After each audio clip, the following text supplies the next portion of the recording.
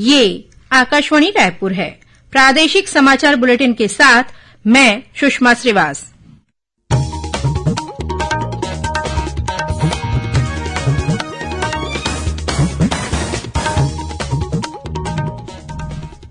और अब पेश है आज के मुख्य समाचार।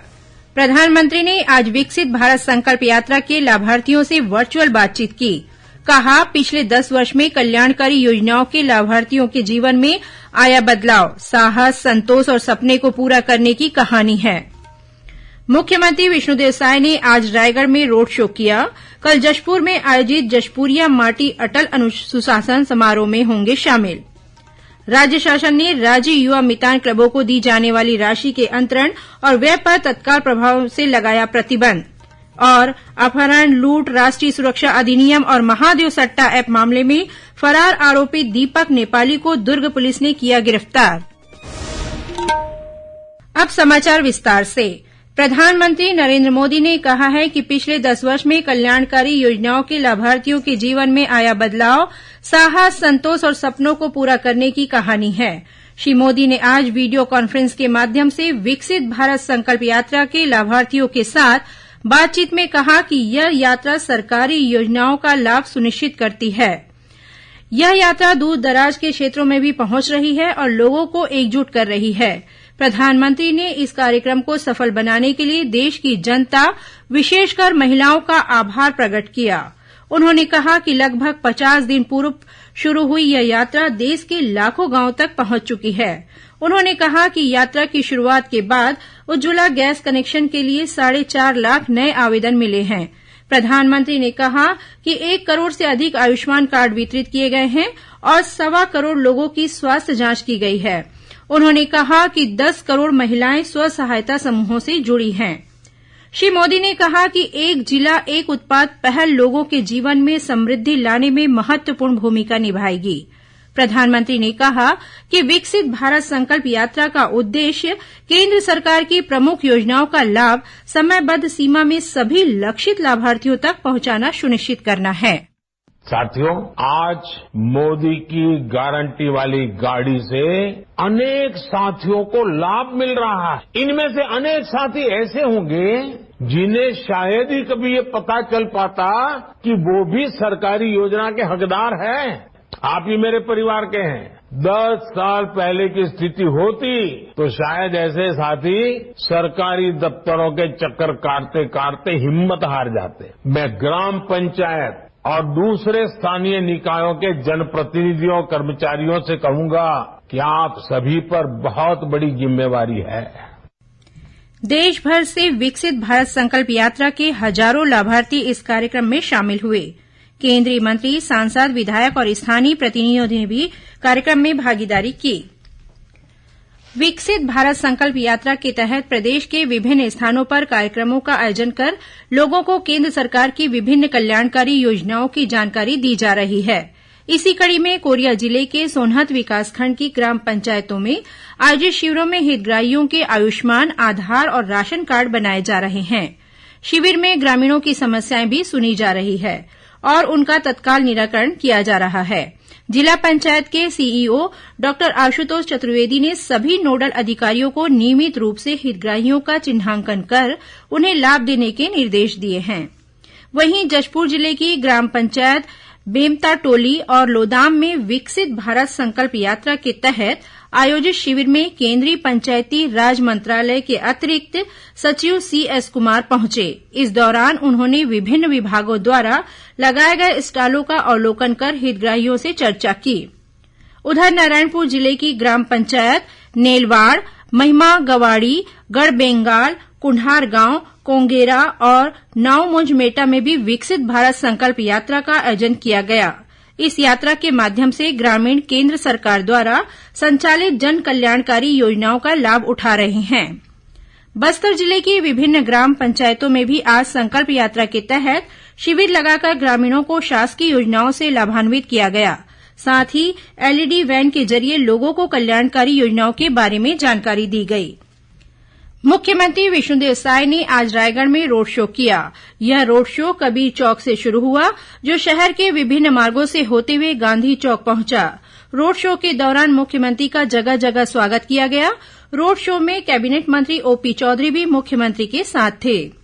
वहीं मुख्यमंत्री कल जशपुर के रणजीता स्टेडियम में आयोजित जशपुरिया माटी अटल सुशासन समारोह में शामिल होंगे। इस अवसर पर श्री साय जिले में विभिन्न विकास कार्यों का लोकार्पण और भूमि पूजन करेंगे। पुलिस महानिदेशक अशोक जुनेजा ने आज सभी रेंज पुलिस महानिरीक्षकों और पुलिस अधीक्षकों की वर्चुअल बैठक लेकर राज्य में कानून व्यवस्था की स्थिति की समीक्षा की। इस दौरान उन्होंने अधिकारियों को कानून व्यवस्था की स्थिति पर कड़ी निगरानी रखने के निर्देश दिए। डीजीपी ने राज्य में अन्य राज्यों से धान के अवैध परिवहन की रोकथाम के लिए सीमावर्ती इलाकों में निगरानी रखने के साथ ही चेक पोस्ट से गुजरने वाले वाहनों की जांच पड़ताल करने को कहा। उन्होंने कहा कि कलेक्टरों से समन्वय स्थापित कर राजस्व, खाद्य और सहकारिता विभाग की संयुक्त टीम बनाकर धान के अवैध परिवहन की रोकथाम के लिए कार्रवाई की जाए। साथ ही सीमावर्ती इलाकों में पुलिस पेट्रोलिंग की जाए। डीजीपी ने पुलिस अधीक्षकों को शराब की अवैध बिक्री के साथ ही जुआ, सट्टा, चैन स्नेचिंग और चाकूबाजी की घटनाओं पर रोक लगाने के लिए आरोपियों के खिलाफ कड़ी कार्रवाई करने के भी निर्देश दिए। श्री जुनेजा ने पुलिस अधीक्षकों को नववर्ष के कार्यक्रमों में कानून व्यवस्था बनाए रखने के लिए भीड़भाड़ वाले स्थानों पर पुलिस बल तैनात करने की हिदायत दी। प्रदेश में राज्य युवा मितान क्लबों को दी जाने वाली राशि के अंतरण और सभी प्रकार के व्यय पर तत्काल प्रभाव से प्रतिबंध लगा दिया गया है। खेल और युवा कल्याण विभाग के संचालक द्वारा जारी आदेश में कहा गया है कि युवा मितान क्लब को आज की स्थिति में किसी भी कार्य के लिए प्रदत्त राशि के उपयोग की अनुमति नहीं होगी। इस संबंध में कलेक्टरों को जारी निर्देश के अनुसार राज्य युवा मितान क्लब योजना के अंतर्गत अब तक विभिन्न व्यय की जानकारी और व्यय की गई राशि का उपयोगिता प्रमाण पत्र प्रेषित करने को कहा गया है। अपहरण, लूट, राष्ट्रीय सुरक्षा अधिनियम और महादेव सट्टा ऐप मामले में लंबे समय से फरार आरोपी दीपक नेपाली को दुर्ग जिले की वैशाली नगर पुलिस और क्राइम ब्रांच ने गिरफ्तार कर लिया है। वरिष्ठ पुलिस अधीक्षक रामगोपाल गर्ग ने बताया कि दुर्ग पुलिस ने दीपक कुमार सिंह उर्फ दीपक नेपाली नाम के व्यक्ति को गिरफ्तार किया है। उसके खिलाफ राष्ट्रीय सुरक्षा अधिनियम के तहत भी मामला दर्ज हुआ था। आरोपी के खिलाफ वैशाली नगर थाना के अंतर्गत कुल 13 अपराध पंजीबद्ध हैं। वहीं जामुल और भिलाई 3 थाने में भी महादेव सट्टा ऐप से जुड़े हुए कुछ प्रकरण पंजीबद्ध हैं। बताया गया है कि आरोपी नेपाल में रहकर महादेव सट्टा ऐप के मुख्य आरोपी सौरभ चंद्राकर के कहने पर पूरे छत्तीसगढ़ में ऑनलाइन सट्टा खिलाया करता था। दक्षिण पूर्व मध्य रेलवे के रेलवे सुरक्षा बल द्वारा ड्रग्स तस्करों के खिलाफ ऑपरेशन नाकोर्स अभियान चलाया जा रहा है। इसके तहत अब तक करीब 1250 किलोग्राम नशीले पदार्थ जब्त किए गए हैं। इसकी कीमत 1.5 करोड़ रुपए से अधिक बताई गई है। इस मामले में रेलवे सुरक्षा बल ने 119 व्यक्तियों को गिरफ्तार कर प्रवर्तन एजेंसियों को सौंप दिया है। गौरतलब है कि रेलवे के माध्यम से नशीले पदार्थों की तस्करी के खिलाफ यह अभियान पिछले साल जून महीने में शुरू किया गया था। रेलवे सुरक्षा बल द्वारा नारकोटिक्स कंट्रोल ब्यूरो और अन्य कानून प्रवर्तन एजेंसियों ने समन्वय से ट्रेनों और चिन्हित ब्लैक स्पॉट में जांच की जा रही है। मध्य रेलवे के सांगली मिरज जंक्शन सेक्शन में बीते 25 दिसंबर से 6 जनवरी के बीच दोहरीकरण का कार्य किया जा रहा है। इसके चलते दक्षिण पूर्व मध्य रेलवे से होकर चलने वाली कुछ ट्रेनों का परिचालन प्रभावित रहेगा।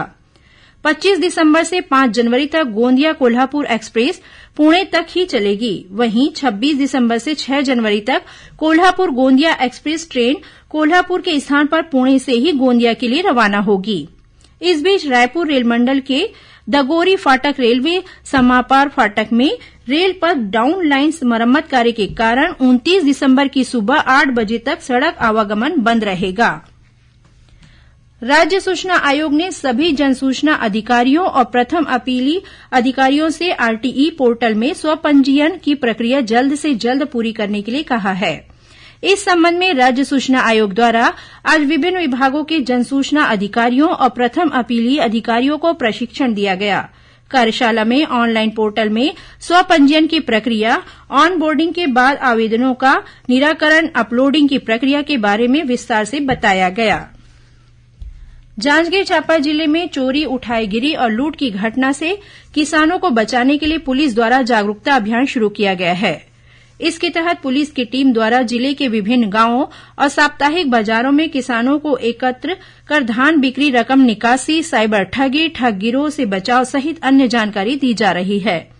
साथ ही उन्हें बैंकों से पैसों का लेन देन करते समय विशेष सतर्कता और सावधानी बरतने को कहा जा रहा है।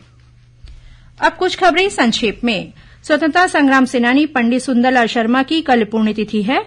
इस अवसर पर मुख्यमंत्री विष्णुदेव साय ने उन्हें नमन किया है।